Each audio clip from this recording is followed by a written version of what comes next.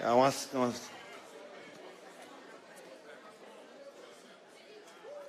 Bom, vamos lá, vamos pedir para todo mundo sentar aí para a gente poder dar início. Bom dia a todos e a todas. Queria cumprimentar a todos os participantes, nossos senadores, deputados federais, deputados estaduais, vereadores, parlamentares de outros países que participam, né, desse Fórum Social Mundial. E a ideia foi que, dentro do contexto das atividades do Fórum Social Mundial, pudéssemos organizar este encontro com parlamentares do Brasil e parlamentares estrangeiros. Dentro desse contexto, elegemos como tema para esse encontro internacional dois temas que têm uma relação muito forte e que são muito caros hoje, não só no Brasil, como no mundo, que é o estado de exceção e o lawfare. Vamos, no segundo momento, depois dessa mesa de abertura, e aqui eu queria cumprimentar o nosso presidente Lula, né, saudá-lo, certo? Esse que foi o maior presidente da história da República deste país. Presidente Lula, o tema desse debate, infelizmente, tem muito a ver com a sua realidade deste momento. E eu acredito que durante o percurso e a partir das disposições é que eu poderia registrar a presença de dois grandes pensadores sobre esse tema, que vão fazer parte do segundo painel, o professor Pedro Serrano, mestre e doutor em Direito, autor de várias publicações, inclusive um livro muito interessante, Autoritarismos e Golpes na América Latina, o professor Fernando Idel também, mestre e doutor, com tese, inclusive, de doutorado sobre essa matéria. Ambos nos ajudarão em muito a essa reflexão. Eu quero, inclusive, sugerir que, ao final, inclusive, desse encontro, a gente elabore a Carta de Salvador, a carta desse encontro internacional de parlamentares, para apresentar ao mundo inteiro. Então, eu queria cumprimentar o presidente Lula, o presidente da Assembleia Legislativa do Estado da Bahia, o deputado Ângelo Coronel, agradecer a ele, deputado Ângelo Coronel, que foi muito sensível desde o primeiro momento, quando surgiu a ideia desse encontro parlamentar, ele colocou toda a disposição, toda a estrutura da Assembleia para que a gente pudesse realizar. Agradecer a ele, saudar a Eleusa, a esposa dele, saudar o nosso governador da Bahia, Rui Costa, agradecer a presença dele aqui, saudar os senadores da República, que eu vejo aqui, o senador Requião, que prontamente se colocou para participar desse debate, a nossa querida senadora Alice da Mata, o senador Humberto Costa, o senador Capiberibe, esse grande expoente também da esquerda brasileira, saudar o nosso líder da bancada do PT, o deputado Paulo Pimenta, devidamente trajado aqui, né, para o Fórum Social Mundial, saudar o nosso líder aqui da bancada de deputado estadual da Assembleia, o deputado José do Ramo, e um abraço muito especial ao nosso ex-governador e ex-ministro Jacques Wagner, também saudá-lo aqui. Aqui nós temos a representação também de delegações estrangeiras, nosso companheiro deputado da França, companheiros da Argentina também, saudar o Paulo Okamoto, do nosso Instituto Lula, e dizer, primeiramente, se todos me permitissem, eu queria propor 1 minuto de silêncio em memória da vereadora do Rio de Janeiro, Marielle Franco, que foi barbaramente assassinada ontem num crime inaceitável, inadmissível. Nossa solidariedade a ela, à família dela principalmente, ao pessoal que era o seu partido. E a gente espera, né, que as autoridades, né, sejam rigorosas na apuração desse bárbaro crime. Então nós gostaríamos de, em solidariedade a ela, fazer esse minuto de silêncio.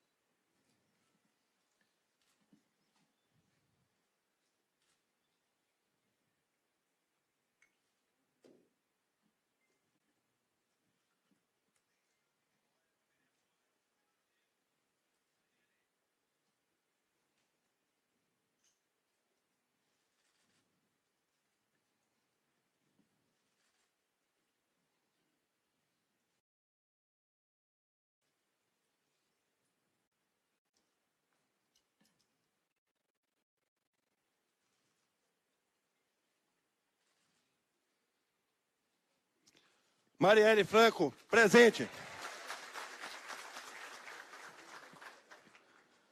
Também saudar o nosso senador Talentar, que está aqui com a gente, esse grande senador da República.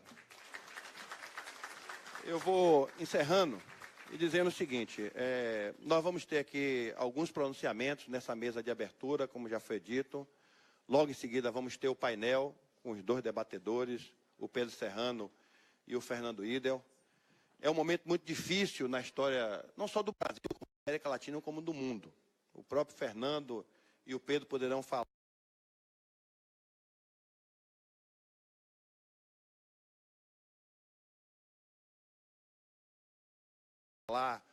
inclusive a suspensão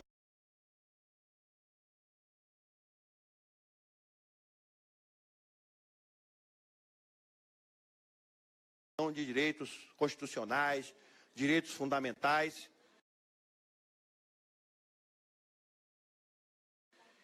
Então, isso é uma prática que nós estamos assistindo acontecer no mundo inteiro. E nós que somos parlamentares temos a obrigação de pugnar pelo Estado Democrático de Direito, vigilar pelo Estado Democrático de Direito,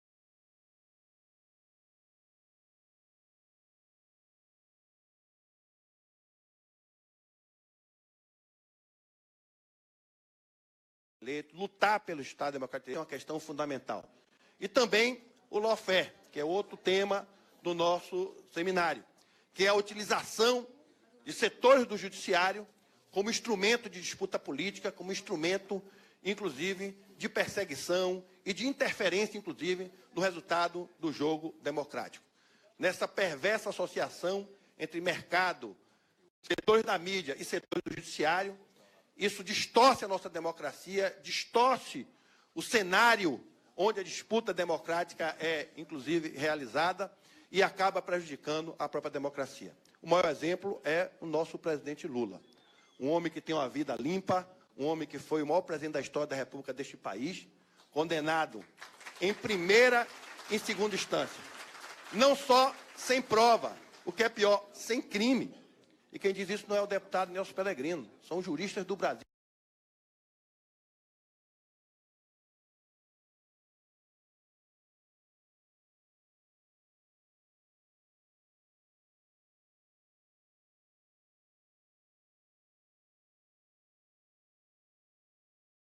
Do mundo inteiro. São o direito à ampla defesa foi negado muitas das vezes, o direito ao contraditório, regras do Código de Processo Penal foram totalmente desrespeitadas e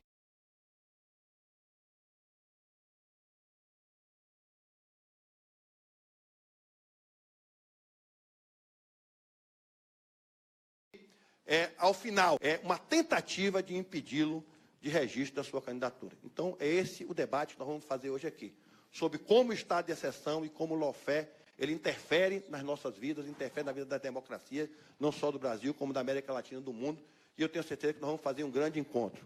E nesse encontro, espero, não só que aqui aprovemos uma moção em relação ao caso da vereadora do Rio de Janeiro, pedindo, inclusive, uma apuração rigorosa em que circunstância esse fato aconteceu, e que também possamos elaborar a Carta de Salvador, que é a carta diagnóstico sobre este momento que nós estamos vivendo e sobre a necessidade de estarmos plenamente vigilantes em defesa do Estado Democrático de Direito, em defesa dos direitos fundamentais no Brasil e no mundo inteiro, e que todos possamos exercer as nossas atividades no melhor palco possível, que é o palco do respeito à democracia e do Estado de Direito. Muito obrigado e dou por aberto esse encontro. Gostaria ainda de saudar as presenças, deputado federal Zeca Dirceu, os deputados estaduais do Maranhão, José Inácio, Dirceu Tecatem, do Paraná, Valdec Ribeiro, do Rio de Janeiro, Ana Paula de Souza, de Santa Catarina. E representando os parlamentares internacionais, nós convidamos o deputado da França, Éric Coquerel, para falar para todos nós.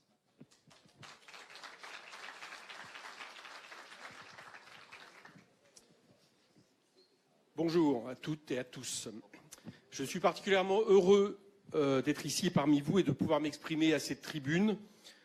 Je représente ici le mouvement France Insoumise, au nom duquel Jean-Luc Mélenchon a recueilli 7 millions de voix lors des dernières présidentielles françaises et qui aujourd'hui la principale force d'opposition populaire à la politique d'Emmanuel Macron en France.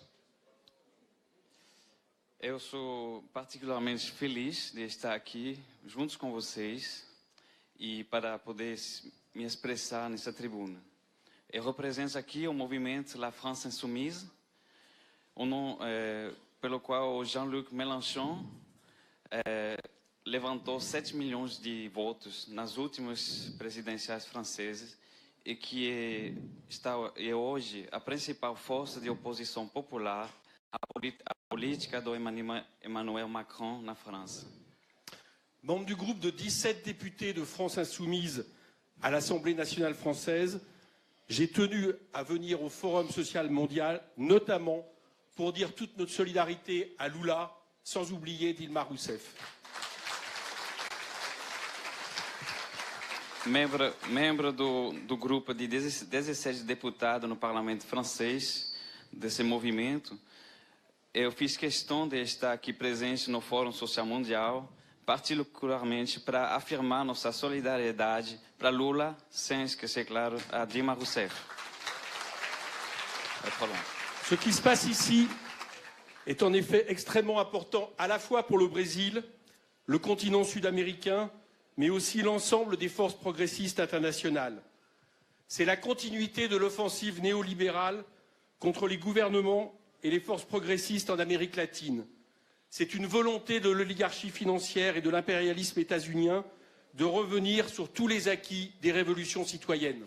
O que está acontecendo aqui, de fato, é extremamente importante para o Brasil, para o continente sul-americano, mas também para o conjunto das forças progressistas internacionais. É a continuidade da ofensiva neoliberal contra os governos, contra as forças progressistas na América Latina. É uma vontade da oligarquia financeira e do imperialismo norte-americano de acabar com todos os avanços das revoluções cidadãs. Car comme partout ailleurs, le capitalisme Porque, como em qualquer lugar no mundo, o capitalismo financiarizado quer impor uma ordem autoritária num ambiente antidemocrático. Voilà ce qui est en cours aujourd'hui. Ce sont des coups d'État, peut-être de formes différentes de ceux du XXe siècle, mais dont les objectifs sont les mêmes. Il y a bien un putsch juridique et constitutionnel pour destituer Dilma. Il y a la volonté d'en imposer un autre pour empêcher Lula de redevenir président de la République du Brésil. É isso que está acontecendo aqui hoje. São golpes de Estado, talvez de uma forma um pouco diferente daqueles do século XX, mas os objetivos são os mesmos. Houve, sim, um putsch jurídico constitucional para destituir Dilma Rousseff. Tem a vontade de impor outro para impedir o Lula de voltar a ser presidente no Brasil. L'oligarchie met partout dans le monde à la disposition de ses ambitions putschistes une propagande médiatique sans précédent. Partout dans le monde, il désinforme et caricature ceux d'entre nous qui ouvrent la marche. Rien n'est de trop pour imposer la dictature du marché et de la finance. Rien n'est de trop pour détruire la souveraineté des peuples. A oligarquia põe à disposição, para seus planos golpistas, uma propaganda midiática sem precedente. Partout em todos os lugares do mundo, eles dizem formas e caricaturas, faz caricatura daqueles de nós que abrem a marcha. Nada está demais para impor a ditadura do mercado e da finança. Nada está demais para destruir a soberania dos povos. L'ordre financier international supporte de moins en moins la contestation et encore moins les aspirations du peuple à maîtriser son destin. Il peut même verser le sang, comme cela a été le cas hier pour la responsable du PSOL, Marielle Franco, vraisemblablement assassinée pour des raisons politiques et à laquelle je tiens à rendre hommage. A ordem financeira internacional aguenta cada vez menos a contestação e menos ainda as aspirações do povo em dirigir seu destino. Se a vontade é de se afastar das regras absolutistas do todo o mercado e de todo benefício financeiro. Isso leva até a assassinar, como foi o caso ontem à noite com a responsável do PSOL, Marielle Franco. Voilà pourquoi le combat qui a lieu ici nous concerne tous. Voilà pourquoi nous devons dire non au putsch en préparation d'un président brésilien et d'un gouvernement qui savent qu'ils seraient battus au suffrage universel.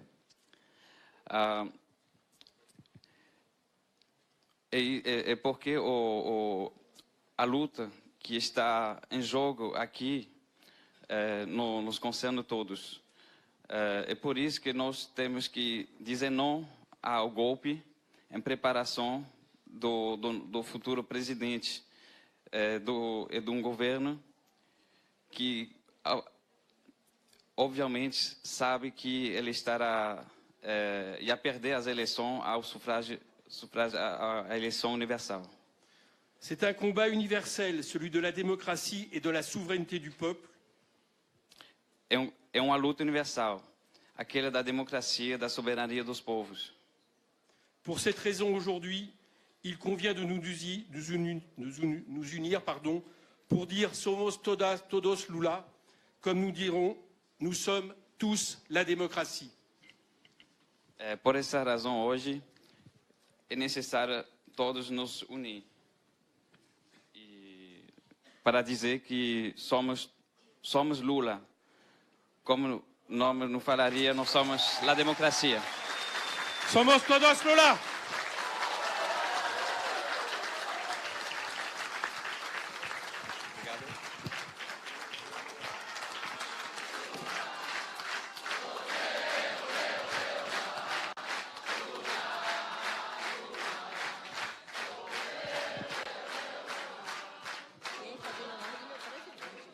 Gostaria de saudar a presença, deputado Jânio Natal, também aqui conosco. E neste momento nós ouviremos o anfitrião, nosso querido presidente da Assembleia Legislativa do Estado da Bahia, deputado Ângelo Coronel.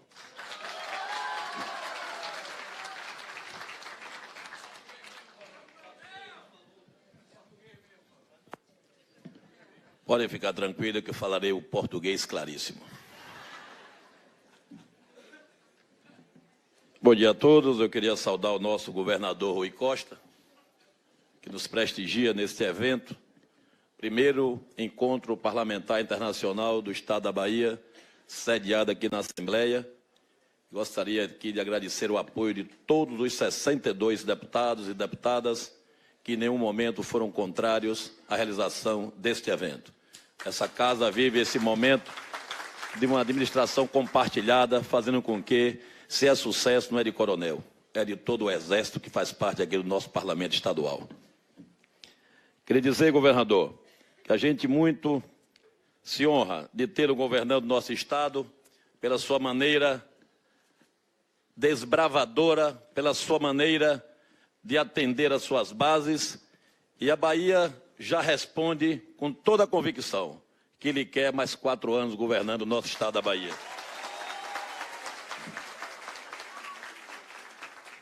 Queria cumprimentar o ex-presidente da República, Luiz Inácio Lula da Silva, e dizer, presidente Lula, que aqui na Bahia, onde tudo começou, o nascimento desse país, o senhor hoje vê os índios com seus arcos e flechas, os sertanejos com as suas garrunchas, a juventude com a sua voz altiva, dizendo, queremos Lula presidente do Brasil de novo.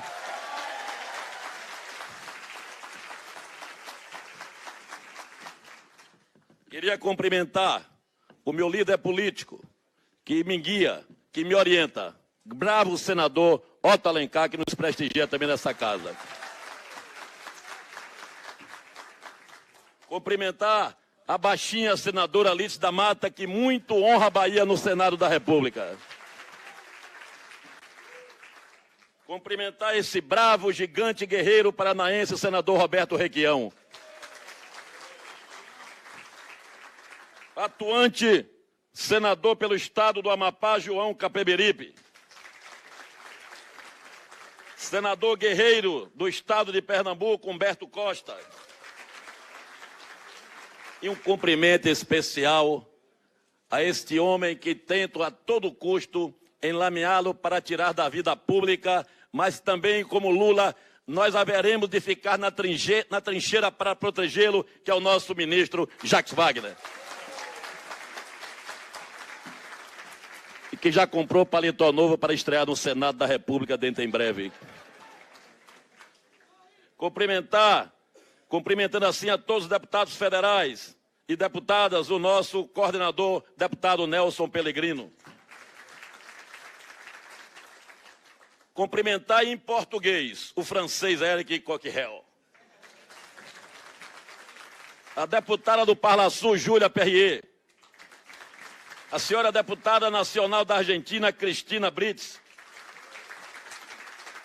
A senhora vice-presidente da União Nacional dos Deputados Estaduais, a nossa colega deputada Ivana Bastos, do PSD. Cumprimentar o deputado Joséildo Ramos, em seu nome, todos os deputados estaduais que compõem a nossa casa. Cumprimentar o líder da bancada federal do PT, deputado Paulo Pimenta. Cumprimentar minha outra guia, minha cara metade, que faz parte da minha vida, minha mulher Eleusa Coronel, que está aqui ao meu lado. Sem ela, me faltam as pernas todos os dias. Cumprimentar o nosso presidente do Instituto Lula, Paulo Akamoto. E dizer, caros amigos e amigas, o que vimos no Rio de Janeiro essa semana, eu me confundi se era intervenção ou execução que pregaram no Rio de Janeiro. Com a execução que foi feita de uma vereadora, demonstrando que não adianta levar tudo à força, no bico da baioneta que se vai resolver os problemas do Brasil. Por isso que o Brasil clama por 50 milhões de brasileiros dizendo: queremos de novo Lula presidente, porque foi que apaziguou esse país. Não adianta acharem que 3 descendentes de alemães e 1 de italiano vai tirar o direito de Lula ser presidente da República. Chega de menudos. Menudos já basta em algum canto dessa Bahia. E não poderemos também ter os menudos de toga preta tentando tirar o direito de 50 milhões de brasileiros que quer Luiz Inácio Lula da Silva, presidente do Brasil. Neste momento, ao encerrar a minha fala, dou as boas-vindas a vocês e dizer que a Casa do Povo é realmente a Casa do Povo e estará na trincheira para defender este grupo que está sentado aqui à minha direita. Viva o evento!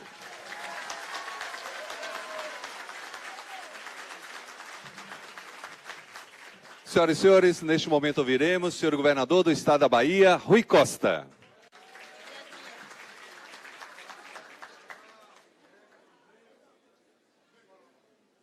Bom dia, gente. Estão cansados já, não, né? Bom dia! Gente, eu quero iniciar agradecendo a Deus a oportunidade que Ele nos dá de estar aqui nesse dia, um dia de afirmação do parlamento, não só brasileiro, mas internacional, um dia de afirmação da democracia, dos direitos humanos. E eu quero iniciar saudando o maior e melhor presidente da história do Brasil, Luiz Inácio Lula da Silva. E por ter sido o melhor presidente da história do Brasil e por ter um lugar garantido no coração e na memória de cada baiano, de cada brasileiro, sofre também a maior perseguição da história do Brasil que se já fez a um brasileiro, qualquer que seja ele. E aqui, na condição de ex-presidente, sofre, porque, Lula, eu completo segunda-feira, na cidade de Santo Estevão, 400 viagens ao interior da Bahia. E eu posso lhe assegurar, e a todos os deputados e representantes internacionais aqui, que nessas 400 viagens, sem nenhuma exceção, o povo simples da nossa terra, jovem, adulto, idoso, todos mandam uma mensagem sempre, em todos os lugares que eu vou. Como ontem estava em Vaza Nova.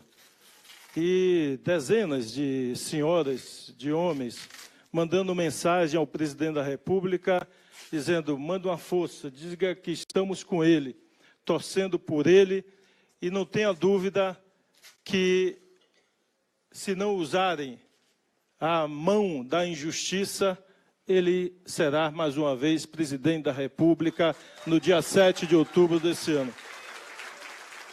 Saudar aqui o nosso presidente da Assembleia, Ângelo Coronel, e sua esposa, Eleusa Coronel, lhe parabenizar pelo desempenho à frente da casa, pela iniciativa de abrigar este encontro. Saudar o nosso senador do Paraná, Roberto Requião, lhe parabenizar também pela sua atuação lá no Senado da República, defendendo a democracia. Saudar e abraçar o ex-governador Jacques Wagner, a nossa senadora da República, lhe parabenizar também pela defesa da Bahia no Senado, Lídice da Mata. Agradecer também ao nosso senador, uma voz sempre firme e atuante em defesa da Bahia, Otto Alencar.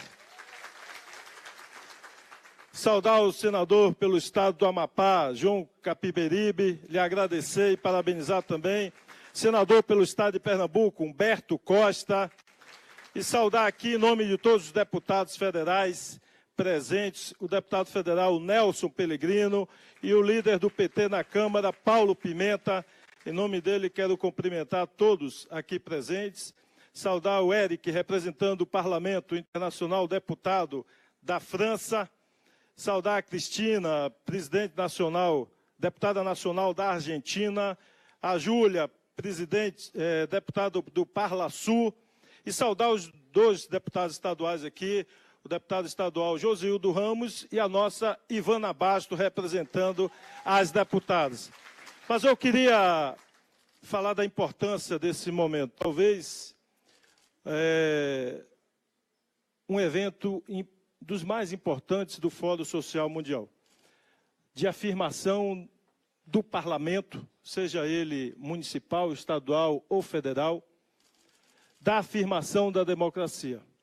E eu quero fazer um registro, como aqui foi feito, do assassinato, da execução da vereadora do Rio de Janeiro, Marielle, prestar aqui, em nome do povo da Bahia, a nossa indignação, o nosso repúdio, a força bruta do crime para calar aqueles que representam os segmentos sociais que mais necessitam de apoio, de ajuda e de políticas sociais inclusivas, que é o povo das favelas do Brasil.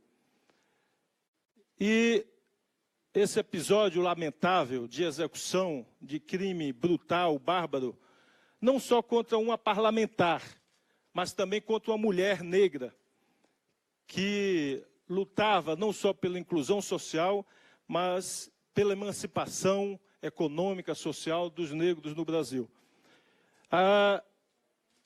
Tenho repetido, presidente Lula, por diversas vezes, que um dos desafios de ter dado muitas entrevistas para a imprensa, uma das questões centrais do nosso país é a luta para vencer, a luta para superar essa herança escravocrata que persiste no coração e na alma de alguns brasileiros. Herança escravocrata essa que se incomoda quando negros da favela, da periferia, começam a trilhar os degraus da ascensão social, trilhar os degraus de acesso à universidade pública ou particular, de trilhar o acesso a ter voz nos parlamentos, como a Marielle. E um momento que aqui, como foi dito pelo deputado francês, Eric, eu quero repetir, é o momento da união não só dos partidos de esquerda, da união dos humanistas, da união de quem, mesmo tendo diferenças na forma, no modelo, na concepção, no detalhe, mas que tem um objetivo comum, que é a inclusão social, que é a democracia, que é o respeito às mulheres, é o respeito ao direito à manifestação de opiniões diferentes. E essa semana, Lula, mais um episódio, além da execução da nossa vereadora. A Universidade Federal da Bahia anunciou a criação de uma matéria, de um debate interno dentro do ambiente universitário que se faz ciência, se faz pesquisa, não só científica, de engenharia, mas se faz pesquisa social. Anunciou uma matéria, um curso, para se debater o golpe que aconteceu no Brasil. E a pedido de um vereador da capital, o reitor da universidade e o professor que vai lecionar a matéria foram intimados a depor a matéria da universidade. Isso por si só deve ser motivo de manifestação dura, firme, de todos os parlamentos no Brasil e, eu acho, do ponto de vista internacional. Em que ambiente é possível se imaginar se vai invadir uma universidade? É invasão isso. Pode não ser invasão física de uma tropa, de uma polícia ou de um exército. Mas é invasão do que há de mais sagrado na produção de ciência, que é o debate de ideias. É a invasão pela intimação, pelo que se está fazendo nos últimos anos na América Latina. Aparelhando pessoas do judiciário que estão servindo de interventores na política ou agora no debate universitário. É inconcebível a intimação de um reitor para prestar contas do debate de ideias dentro da universidade. Não é possível conceber isso, a não ser, nem na ditadura se restringia quantos e quantos debates, quantas e quantas matérias durante o regime militar se fez dentro da universidade debatendo a ditadura militar. E nem naquela época do regime militar se constrangeu tanto o debate de ideias dentro do ambiente universitário. Então, esses fatos no Brasil, além do golpe institucional, jurídico, legal, parlamentar que foi feito contra a presidenta Dilma, e pior, para dar consequência fática a esse golpe, essa brutal injustiça contra o presidente Luiz Inácio Lula da Silva. E aqui, eu acho que, e eu tenho me manifestado sobre isso, acho que nós temos que colocar nas nossas palavras, nas nossas ações,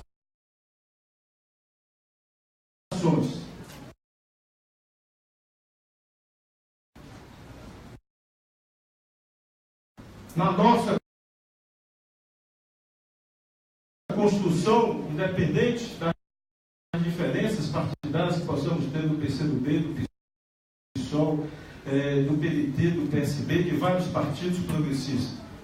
Nós temos que nos unir na construção e na retomada do crescimento no Brasil, na retomada da democracia no Brasil, e nós precisamos sensibilizar, cativar, motivar o povo brasileiro, dizendo que esse país não pode continuar alimentando ódio, não pode continuar alimentando a exclusão social, não pode achar que seremos um dia parecido em direitos humanos, em ascensão social ou em qualidade de vida com a Alemanha, com a França, com a Suíça, com a Suécia, perpetuando uma herança escravocrata que resiste no coração de muitas pessoas.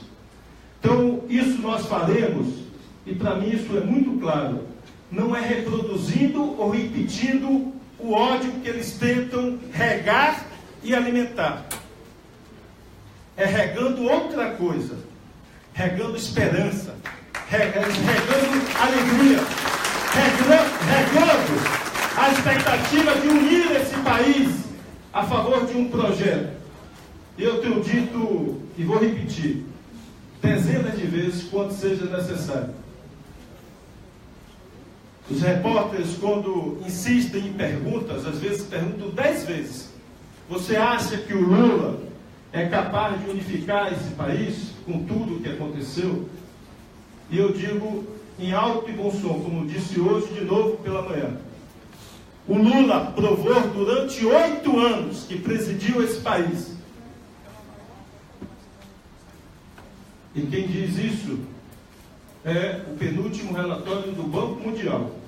Quem quiser ter acesso, antes digitar na internet, ler a versão completa de 300 páginas, ou resumo de 30 páginas, e vai encontrar muitas tabelas econômicas, muitos gráficos e muitos dados estatísticos sobre várias coisas.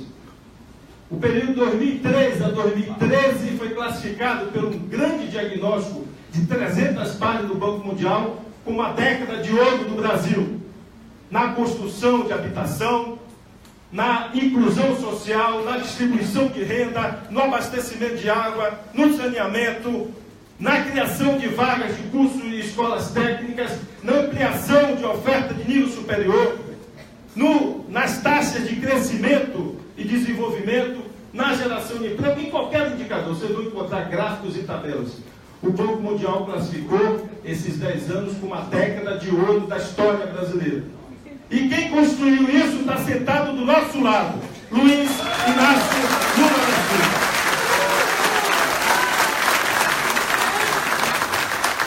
Se há alguém que não é para ser testado, que não é para ser experimentado, que não é uma aposta, que não é uma esperança ou uma dúvida, está sentado aqui. Porque ele já provou que é capaz. E eu tenho certeza, tenho absoluta certeza, que ele tem a total consciência do quanto que ele precisa unir o povo brasileiro a favor do Brasil. O Brasil precisa de você, Lula. E nós vamos lutar. E dentro dos parlamentos, dentro da sociedade, é preciso denunciar em alto e bom som esse absurdo, esse escândalo, que é a sua condenação dentro de um estado de exceção e de aparelhamento. Eu não gosto de generalização e não acho que generalizar nos ajuda a agregar pessoas. Respeito às instituições de Ministério Público, de Justiça, de órgãos de controle e de órgãos de polícia judiciária. Respeito a todos. Mas nós temos que denunciar o comportamento de alguns que se transformaram não em pessoas isentas para julgar ou para investigar, mas se transformaram em agentes de partido político, que, junto com o discurso excludente e autoritário, está levando a comportamentos como o de ontem, de execução da nossa vereadora. Eu digo da nossa, porque não é de meu partido, mas é nossa porque é do povo brasileiro, foi eleita pela favela, pelos que mais precisam. Nós não podemos deixar passar em branco, como se nada tivesse acontecendo. Eu chamo a atenção sempre dos jornalistas, dos empresários. Se hoje alguns batem palma porque quem está sendo acuado, constrangido, invadido suas casas, são os políticos, amanhã será um jornalista que escreveu um texto que o policial de plantão ou o promotor de plantão não concordar. Hoje, o reitor de uma universidade já está sendo constrangido. Ele não é político, ele não é parlamentar, ele não é candidato a nada. O professor da universidade já está sendo constrangido. E nós temos que denunciar, repito, sem generalizar, porque se nós queremos juntar, queremos agregar, queremos construir o nosso país, novo país, nós não podemos botar, como muitos tentam botar, todos na mesma vala comum. E aqui, presidente, vai meu total apoio, minha total solidariedade. E aqui vai, eu manifestei pessoalmente, liguei para o reitor, já fiz isso uma vez e vou fazer de novo. Minha solidariedade ao reitor e ao professor da Universidade Federal da Bahia. Disse ao reitor, se houver um ato de desagravo na universidade, me chame que lá eu estarei. Porque eu não vou me calar quando tentativa de retirar a democracia e de impedir de se produzir ciência dentro do ambiente universitário por um regime de exceção autoritário, motivado porque tem a cabeça pequena. Por quem tem a cabeça pequena, que acha que um vereador de uma cidade pode tentar impedir, utilizando e manobrando a opinião de um juiz, que se faça ciência dentro da universidade. Viva o parlamento brasileiro, viva o parlamento internacional e viva a democracia e a autodeterminação dos povos em todo o planeta. E viva o eterno presidente Luiz Inácio Lula da Silva.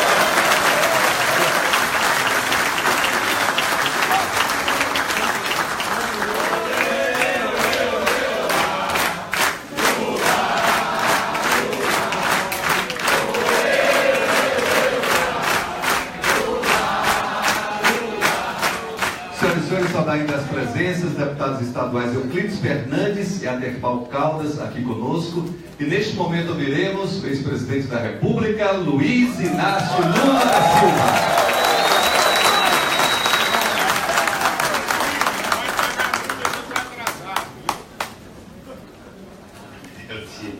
Eu tinha pedido para a minha assessoria aí articular para que eu não precisasse falar. Porque eu acho que era importante que nós ouvíssemos os deputados e deputadas que vieram com esse encontro. Eu, Rui, cumprimentando Vossa Excelência como governador da Bahia, eu quero cumprimentar todos os companheiros que estão na mesa. Cumprimentando o companheiro Eric, eu quero cumprimentar todos os parlamentares estrangeiros que estão aqui. E cumprimentando Pimenta, eu estarei cumprimentando todos os deputados e deputadas federais e estaduais que estão presentes.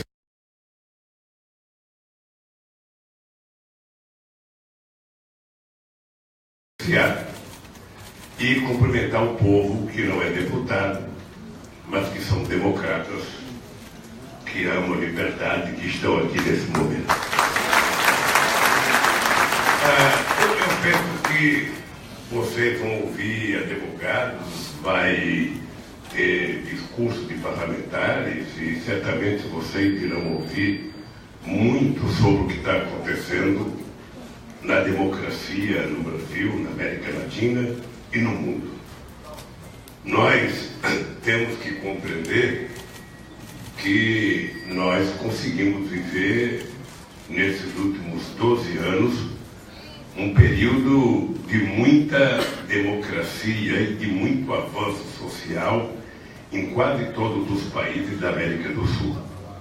O período Kirchner, Cristina, Lula, Dilma, Chaves, Maduro, Rafael Correia, Evo Morales, Tabarés e Pepe Mujica foi um período de muita fertilidade política, de muita fertilidade de conquistas sociais e de muita fertilidade na conquista da autonomia da nossa querida América do Sul.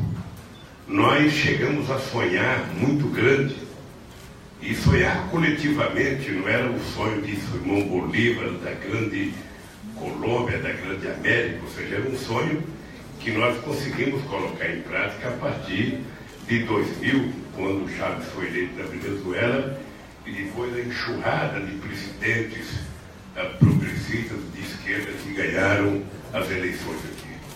E não foi pouca coisa que foi feita nesse período. A começar pela negação da ALCA, que em 2005 nós conseguimos enterrar definitivamente em Mar del Plata, com a presença do presidente Bush, quando nós negamos a introdução de qualquer pensamento de ALCA na América Latina, porque era para sufocar a possibilidade de desenvolvimento de um continente que tivesse desenvolvimento, tivesse política industrial própria. Depois, a criação da Unasul. Não foi pouca coisa a gente criar em Cusco, em 2003, a ideia de que era possível fazer um processo de integração da nossa querida América do Sul, com toda a diversidade e divergência política que nós tínhamos. Não foi pouco o trabalho que nós fizemos para acabar com o preconceito de brasileiros contra argentinos e de argentinos contra brasileiros. Não foi pouco. Não foi pouco o trabalho que nós fizemos para que muitos políticos brasileiros aceitassem a Venezuela como era ela, sem querer mudar a Venezuela ao nosso modo. Nós temos que respeitar o Chávez, respeitando a autonomia do povo da Venezuela e dando a eles o direito de eleger seu presidente e de ele fazer a política que melhor interessava. Eu tive muitas brigas com o presidente Bush sobre a necessidade de respeitar a autonomia da Venezuela fazer sua política. Nós precisamos aprender a conviver com uma figura como o companheiro Rafael Correia, que defendia o direito do Equador fazer o que bem entendesse democraticamente, sem ficar consultando os Estados Unidos. Lembro que quando o Evo Morales queria ocupar a Petrobras e estatizar o gás que era dele, e eu achava que ele tinha razão, porque o gás era dele, ele só tinha que pagar ao Brasil aquilo que a gente tinha direito sobre o nosso investimento. Havia muita gente no Brasil que achava que eu deveria ser muito duro com a Bolívia. E eu que tinha vontade de brigar com o Bush não queria brigar comigo, eu não ia um metalúrgico de São Bernardo do Campo brigar com o índio da Bolívia. Não tinha nenhum sentido essa briga e fiz o que era necessário fazer para que o companheiro Evo pudesse, como primeiro índio a governar a Bolívia, pudesse ter o sucesso que ele está tendo e é o país mais tranquilo e mais equilibrado hoje na nossa querida América do Sul. Bem, nós tivemos o prazer imenso de ver a eleição do Tabaré e depois tivemos o orgulho de ver um cidadão que foi condenado a 14 anos de cadeia, dos quais 7 numa solidária, a virar presidente do Uruguai, que era o companheiro Pedro Mujica. E depois, a quantidade de coisas que nós fizemos com a construção da Unasul, com a criação de um Conselho de Defesa da América do Sul, para se contrapor à recriação da 4ª Frota Americana, quando nós descobrimos o pré-sal, a 4ª Frota estava desativada e por conta do pré-sal os americanos reativaram a 4ª Frota para tomar conta do Atlântico, coisa que ninguém tinha pedido para eles. Depois nós criamos a CELAC, que era o único fórum internacional que não participava nem Estados Unidos e nem Canadá, era o único fórum que participava os companheiros de Cuba. Depois nós criamos a ideia da ASA, que era a união entre a América do Sul e os países africanos. Depois criamos a ideia de uma união entre a América do Sul e os países árabes. Depois criamos os BRICS. Depois criamos o IBAS, que era as 3 grandes democracias da África do Sul, Índia e Brasil, e a China queria entrar e a gente não deixava porque a China não era democracia. E fazíamos isso com a certeza que era possível mudarmos a geografia política do mundo e mudar a geografia comercial. Certamente os americanos não gostaram quando nós propusemos a criação de uma cesta de moedas para que a gente pudesse não depender do dólar no nosso comércio exterior. Certamente os americanos não gostaram quando nós de Argentina criamos a possibilidade dos nossos pequenos e médios empresários fazerem transações comerciais com real e com peso. E certamente eles não gostaram quando no BRICS a gente criou o Banco de Desenvolvimento ou o Banco da Unasul. Certamente tudo isso era coisas que iria criando implicações, sabe, numa região em que os americanos se achavam hegemônicos e que nunca permitiram que alguém levantasse a cabeça. Foi assim com a gente, foi assim com o governo brasileiro, foi assim com a Argentina nos golpes militares, foi assim no Uruguai e em tantos outros países, em que toda vez que um governo, sabe, levantava a cabeça para se tornar autônomo, os americanos vinham e criavam uma intervenção. Uma intervenção com bloqueio econômico, uma intervenção com falta de investimento, depois da intervenção militar, e agora fizeram uma sofisticada. Tá? Criaram todo um instrumento, um arcabouço jurídico, para que através da Câmara, do Senado e do Poder Judiciário você pudesse afastar uma presidenta que não tinha cometido nenhum crime, afastá-la ilegalmente. E depois uma outra coisa, não era possível afastar a Dilma e deixar o Lula votar 4 anos depois. E aí quem assistiu viu o que foi a mentira, a disfarçatez de um representante do Ministério Público apresentando em entrevista coletiva de 1h30 um PowerPoint. E que ele dizia claramente que o PT era uma organização criminosa, o PT tinha sido criado para assaltar o país, que o Lula era a figura pública mais importante do PT e que, portanto, ele era o chefe. E termina a apresentação dizendo: não me peçam provas, eu tenho convicção.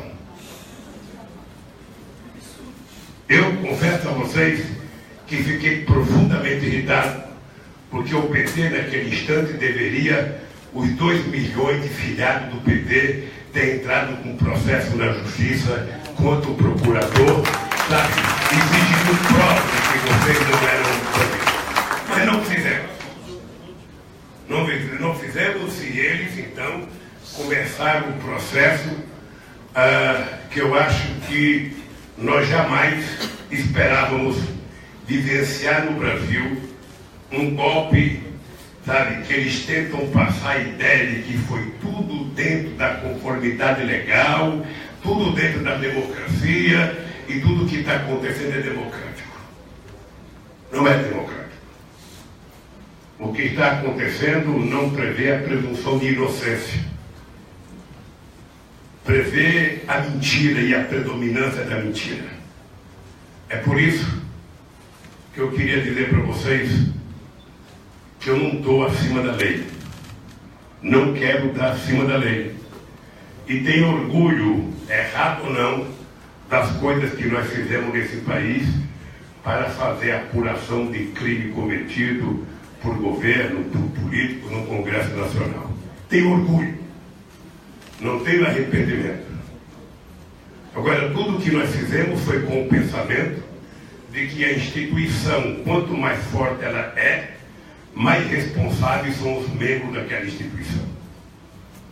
E, portanto, tinha orgulho do que eu fiz nesse país. E hoje eu estou brigando, não contra as coisas que eu fiz, mas contra as pessoas que estão nas instituições, utilizando as instituições para contar mentira. Eu não sei quantos processos eu vou ter, Serrano, porque é uma penca de processo que eles não estão julgando o Lula, eles estão julgando um jeito de governança que nós colocamos em prática nesse país. Se vocês tiverem acesso ao interrogatório que eu, Dilma, Jacques Wagner e tantos que já foram prestar depoimento, as perguntas são quase que uma coisa de alucinação. Por que que eu indiquei o Wagner para ser isso? Por que que eu indiquei o diretor? Porque eu sou presidente, eu sou eu que tenho que indicar.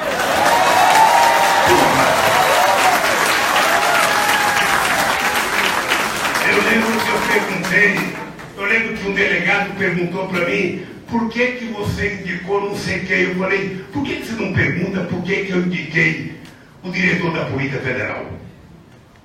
Ou você acha que ele foi indicado por mérito dele? Ele foi indicado porque o presidente da República concordou em indicá-lo. Por que que eu escolhi o primeiro da fila do Ministério Público? Olha, era como se o governo tivesse que pedir licença ao Ministério Público ou a um delegado para indicar uma pessoa. Por que você fez aliança com o PMDB? Porque eu não podia fazer com o Denlin. Nem era oposição. Então é uma coisa, eu lembro que no depoimento, eu disse ao diretor-geral da Polícia Federal e disse ao ministro da Justiça: antes de vocês indicarem um delegado e dar uma função responsável para o delegado, vocês têm que mandar o cara fazer um cursinho de política para eles compreenderem como é que funciona. Bem, então veja, eu hoje, nesse primeiro processo que está em voga, eu sou vítima de uma mentira do jornal Globo. Essa mentira do Globo se transformou num inquérito mentiroso da Polícia Federal. Esse inquérito mentiroso da Polícia Federal virou numa acusação mentirosa do Ministério Público. A acusação mentirosa do Ministério Público virou num julgamento mentiroso do Moro. E o julgamento mentiroso do Moro terminou numa outra mentira, que foi o comportamento do TRF4 em Porto Alegre. Dizendo isso, eu não estou afrontando a justiça. Dizendo isso, eu estou defendendo o meu caráter, a minha honra e a minha vida pública nesse país. A única coisa que eu reivindico é que seja julgado o mérito, que eles leiam o processo. E se apresentarem uma vírgula de crime, eu tenho que ser condenado. Como todos que cometeram crime têm que ser condenados.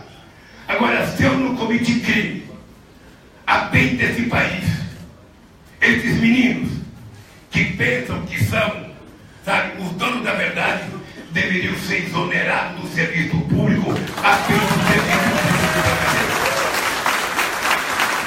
Não é possível as pessoas escovalharem o nome de uma pessoa. Eu vi o que fizeram com o Galega aqui agora. Eu vi o que fizeram com ele. Ou seja, se as pessoas querem acusar, primeiro provem. Provem concretamente, acusam uma pessoa e essa pessoa vai ser julgada. E eu quero dizer para vocês, não tem no Poder Judiciário, por todo o respeito que eu tenha, que seja mais honesto do que eu. Não tem. E hoje eles estão dando uma demonstração de que são diferentes de nós. Enquanto o governo Temer proíbe o pobre de ter uma casa do Minha Casa Minha Vida para quem ganha até o salário mínimo, eles estão reivindicando R$4.600 de auxílio moradia para quem já ganha R$30 mil por mês. Então, companheiros, e eu acho que isso é resultado dessa coisa democrática que nós conquistamos no país. Eu toda noite eu fico pensando o que eu fiz de errado no Brasil. O que a Dilma fez de errado? O que Cristina fez de errado? O Kirchner, Rafael Corrêa, todo mundo, o que fizemos de errado? Foi garantir que o pobre fosse menos pobre. Foi garantir que o pobre tivesse acesso à universidade. Foi garantir que o pobre pudesse ter emprego com carteira profissional assinada. Foi garantir que o salário mínimo aumentasse durante 12 anos do nosso governo. Foi garantir que a empregada doméstica deixasse de ser escrava e passasse a ser trabalhadora por direito. Foi garantir que o pequeno produtor rural tivesse garantia de receber um dinheiro mínimo pelo produto que ele plantava para colocar na nossa mesa. Foi fazer 47 milhões de disponibilização de terra para fazer reforma agrária. Foi respeitar os quilombolas desse país, que ainda falta muito para respeitar. Foi legalizar a Raposa Serra do Sol. Foi fazer esse país ter orgulho de ser um país otimista, das pessoas terem orgulho de andar com o passaporte brasileiro em qualquer parte do mundo, o Brasil sendo protagonista. Olha, com que direito um menino que acabou de fazer um cursinho de direito, que depois passou 3 anos financiado pelo pai para fazer concurso, a única coisa que ele aprendeu na vida foi decorar a sigla, vem julgar a minha vida política nesse país.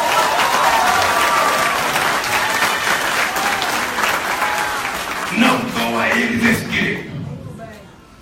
É por isso que eu disse, não respeito a decisão.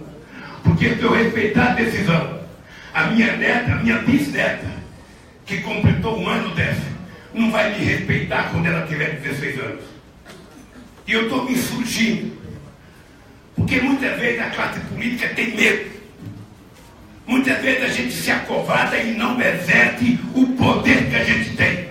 Quando um procurador vai na televisão e diz que gostaria de receber autorização para invadir cada gabinete de deputado, Eu acho que a Câmara dos Deputados deveria ter surgido e chamado esse menino para ir lá explicar o que ele estava dizendo, o que ele estava falando, o que ele estava insinuando. Porque se a gente não tiver orgulho do que a gente faz, se a gente não tiver honra naquilo que a gente acredita, se a gente não andar de cabeça erguida, qualquer um destrói a classe política brasileira. E eu não nasci para isso. Eu digo sempre, tudo que eu aprendi na minha vida foi a partir de uma senhora que nasceu e morreu analfabeta. E eu aprendi com ela que caráter a gente não compra em shopping. Caráter não tem em padaria e não tem supermercado. Caráter é uma coisa de educação de berço. E eu aprendi com essa mulher de que eu tenho caráter, eu tenho honra e vou defender isso. Isso é defender a democracia desse país. E a gente não pode permitir o achincalhamento. Eu não quero nenhum favor. Não quero nenhum favor. Eu indiquei, eu fui o presidente que mais indiquei ministro da Suprema Corte. Nunca liguei para nenhum pedido, nenhum favor. E vou morrer sem pedir. Eu talvez seja o presidente vivo que mais indicou gente para o Superior Tribunal de Justiça. Nunca liguei e não vou ligar. Porque não é esse o papel. Eu não indiquei para ele me favorecer. Eu indiquei para eles cumprir a Constituição, porque está escrito lá o papel de cada um deles. Então, companheiros e companheiras, o que está acontecendo no Brasil é grave, porque eles estão tentando truncar a possibilidade desse país ter uma eleição livre e democrática no próximo outubro de 2018. E a senha está dada. O Lula não pode voltar. Se ele voltar, nós corremos o risco de ele se eleger no primeiro turno. Ou se não acontecer isso, certamente ele está garantido para o segundo turno e vai sobrar só uma vaga. E eu queria dizer para vocês uma coisa. Não é por conta do Lula. Veja que o meu problema hoje é pequeno diante da atrocidade que fizeram uma menina de 38 anos, vereadora no Rio de Janeiro. Ela, lamentavelmente, morreu. A gente não tem como devolvê-la aos seus, mas eu acho que a gente tem que fazer desse acontecimento quase que uma profissão de fé, para a gente não permitir que outras atrocidades como essa aconteçam em qualquer lugar do território nacional. Quando a gente vê alguém intimar um professor por causa da elaboração de um novo currículo da universidade, a gente deveria lembrar que a universidade brasileira tem autonomia e quem decide é o grupo diretivo dessa universidade que decide o currículo da universidade. Aliás, aqui na Bahia está virando moda um vereador evitar que a coisa aconteça. Até o meu diploma de doutor honoris causa, sabe, de Cruz Alta, eu fui impedido de receber, porque um vereador que deveria... esse vereador deveria fazer um cursinho para ser alfabetizado e ser menos ignorante. Ser menos ignorante. Ele que estuda como eu estudei, para ganhar um título de doutor honoris causa. Então, eu quero dizer aos companheiros parlamentares estrangeiros que estão aqui, de que se o problema fosse só do Brasil, era tão pequeno. O que nós estamos vendo é a direita avançar no mundo inteiro. É muito triste a gente ver, depois de uma experiência do Obama, o Trump ser presidente dos Estados Unidos. É muito triste. É muito triste a gente ver um cidadão que nega a política ter virado presidente na França contra quase 100 anos de experiência na política francesa com o Partido Socialista e o Partido Progressista. Eu queria até que o deputado Eric transmitisse um abraço ao Michelot, dizendo para ele que haverá um dia que nós vamos nos encontrar.